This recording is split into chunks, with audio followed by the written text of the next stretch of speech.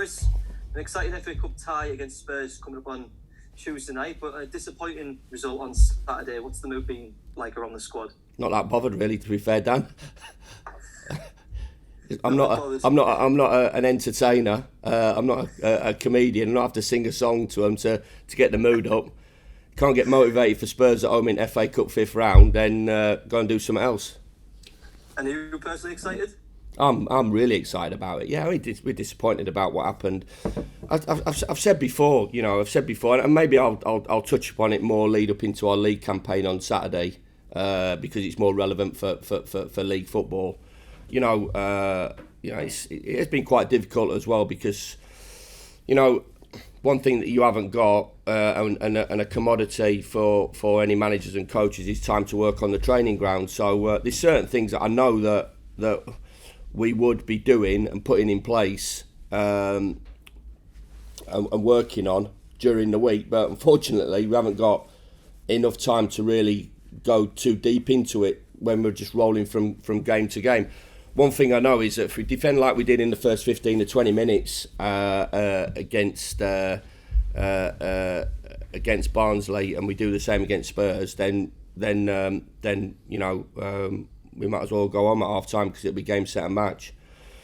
The good thing about it is that if you look through all the games, like and I'm not sure if it's a mentality thing as well. The Forest, the Bournemouth games, the Stoke away game. Sort of other games we have shown an ability to keep a clean sheet and be tight, and I think if you look at my past record as a manager, I love the way we're playing, with the ball, the stats, the way we're playing, everybody's talked about it. That's how I want us to play. 2 centre backs in the penalty area for the goal against West Brom, 7 players in the box in certain goals, pushing teams back, dominating the ball. But if you look at my track record as well, and I would even say in the Premier League as well, I know there was quite a few defeats in there, but we always in every game gave ourselves an opportunity with the team I was with to try and get something from the game by having defensive stability about us. That comes with work on the training ground. There's no two ways about it. Work on the training ground or a change of personnel. Unfortunately, the work on the training ground comes first. If that doesn't answer what the questions that we're posing to the players, then obviously a change in personnel is that. And so the two things that we're after we haven't got, and we have to get on with it. But from the mentality point of view, we have shown that we can keep clean sheets. We're certainly going to have to do that on Tuesday night against a world class attacking team at the top of the pitch. And hopefully we can be better than what we were in the first 15 and 20 minutes, because that absolutely killed us. The first 15-20 minutes killed us against Bristol City. The first 15 minutes against Barnsley even more so. There's no problem with the attitude of the team in terms of recovering, but we put ourselves in bad positions from individual mistakes and basic mistakes. So it's certainly something to work on. And just on personnel, obviously Riley McGree missed out at the weekend with a calf injury. Is he going to be available for tomorrow? Yeah, we'd love him to be. He's made a positive impact on the group and from the supporters' point of view. Hopefully is, but no chances taken. And Matt Crooks' suspension's now over. How happy are you to have him back available? He made obviously a big impact in the last round against United, didn't he? Yeah, he was, yeah. He was good. He just blew up after 60 minutes because the emotional energy that he expanded playing against his old club. So hopefully he'll have learnt from that, because to play in big games you can't get emotionally worn out. Really, you've got to be nice and calm. But having Matt back is a bonus for us. And you'll be backed by obviously a sellout crowd at the Riverside as well. Just how important will those Boro fans be to a game like this?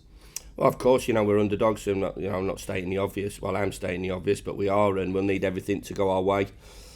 As you always do in these sort of ties at this stage of the competition, and especially against the opposition that we're playing against. So, but we've got to, like I said, we've got to be better defensively. I think it's a great evening for the football club, and and reward for, you know, turning over Mansfield in the third round, and obviously going to Old Trafford in the fourth round and getting that memorable victory. And Boro fans, they've got some fond memories of Antonio Conte. He came over and clapped when we were relegated about 5 years ago. He's had some pretty controversial things to say in recent weeks. But is he a manager that you admire? Because he plays a sort of a similar system to you, with overlapping centre-backs and wing-backs. Yeah, I said to him one awards evening that he was copying us, like, so I'm not so sure about that. He's world-class manager, you know, you just look at his record. Whatever he does in the press, you know, I respect whatever manager needs to do or has to do or wants to do. You know, I think one thing you see is from the Spurs manager is an incredible passion to help his team and help his football club. So everybody goes about it a different way, but you know, his record there speaks for itself. Well, Man United, they treat Boro with a lot of respect by putting out a strong lineup in the last round. Is that kind of testament to the FA Cup? Because I think in recent years, a lot of top flight clubs seem to be taking this competition a lot more seriously. Yeah, I mean, it's obviously a great opportunity. I think you saw the scenes yesterday at Wembley, and this is, you know, a world class team, European, you know, former European champions. That you know, the sort of the League Cup has sort of coming for some criticism maybe over the last sort of 10 years, but really sort of reinvented itself over the last 2 or 3 years, and teams are putting out incredibly strong sides to go and win that competition. And only so many competitions that you can win, and everybody wants to put a bit of silverware on the mantelpiece, and Spurs will be no different. They've got a proud history at this in this competition as well. They've had some memorable moments along the years historically, and we're expecting Spurs to come up the road and bring everybody up there and full it to get the job done. And how much would it mean to you personally to make it through to the quarters? Dan, honestly, you know, when you ask things personally to me, it really don't really mean anything.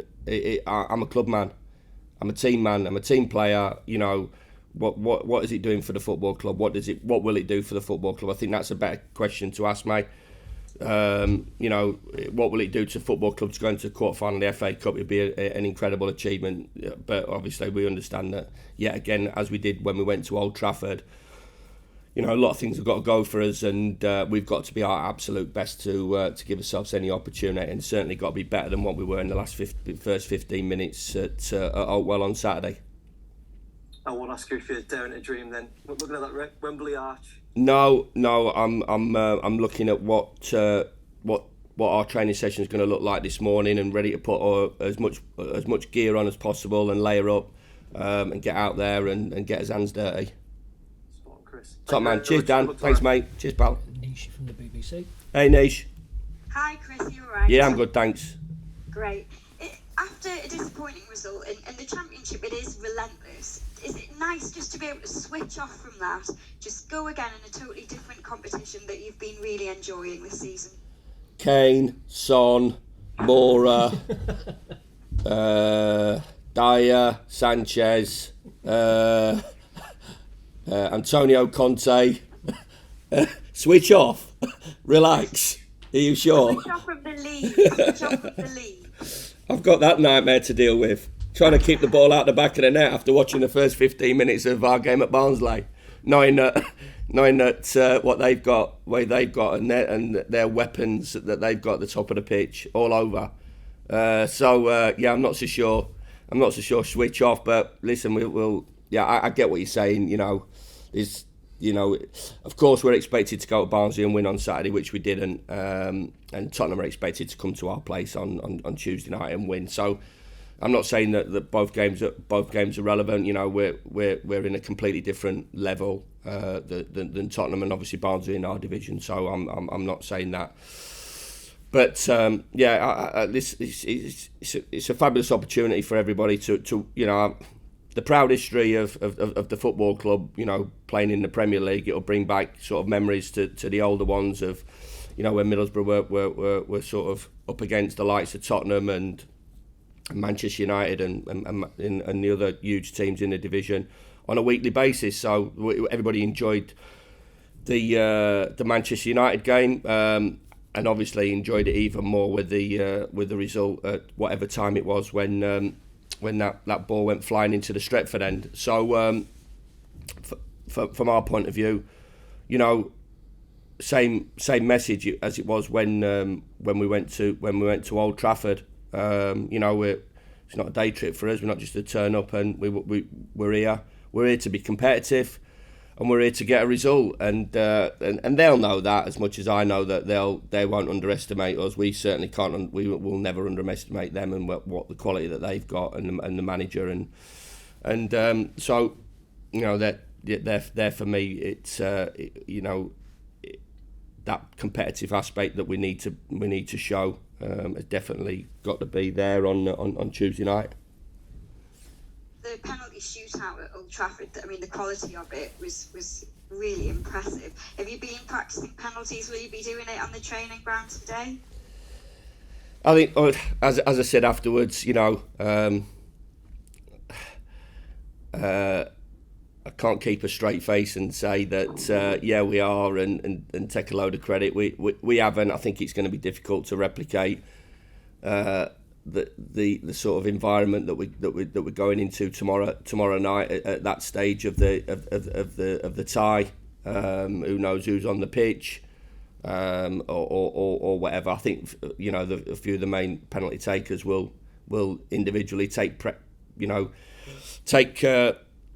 penalties. Situation at golf, in it, you can't replicate that 6 foot putt on Augusta, but you can practice. So a few of them will be, I should imagine, but not too much pressure on them. And you know, listen, if we can take it deep, I think everybody connected to the football club would take that, snap your hand off for that situation. But there's going to be a lot of football played between the time that we get to that, and that's what we're here to watch. In it, we're here to watch. I'm here to look at my team competing against the best. And as I said, Middlesbrough fans are looking and looking at the, you know, these wonderful players coming to the Riverside on Tuesday night when it's hopefully blowing a gale and teaming down.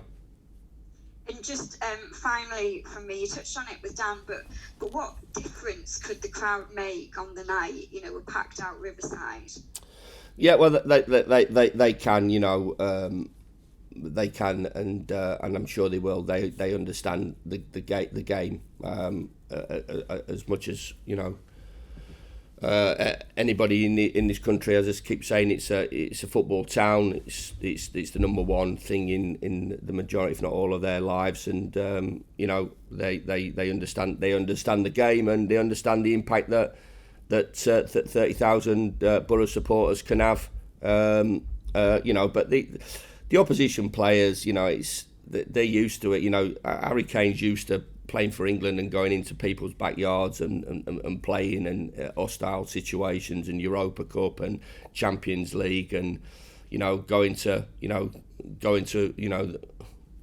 the Premier League, you know, going to Anfield and going to Old Trafford. So, you know, that's not going to phase them boys, but it will certainly give our players an incredible lift, and I know that's what we're after. That's what we've had at the Riverside. It's been brilliant, and I think they know the effect that what they can have on our players in terms of the energy that they give them. You know, I think even a home team, you know, you see on Saturday, you know, the start that Barnsley made, weren't expected to win. Their supporters knew that. The energy it gave those players, their players in the first 15 or 20 minutes was big and made it difficult for us, and even the sort of last 20 minutes to keep the ball out of the back of the net when it was just non-stop Boro pressure. They gave their team that energy to achieve that result. So I'm sure that our supporters understand what they can bring to the team. Best of luck. Thanks, Nish. Thanks. Team. Simon from Tyne Tees, please. Hey, Simon. Morning, Chris.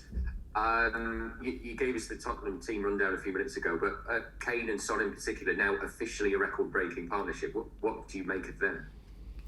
Just incredible players, movement, ability, work ethic. You know, playing at the top of the game for that amount of years deserves an enormous amount of respect. That's why they're world-class players.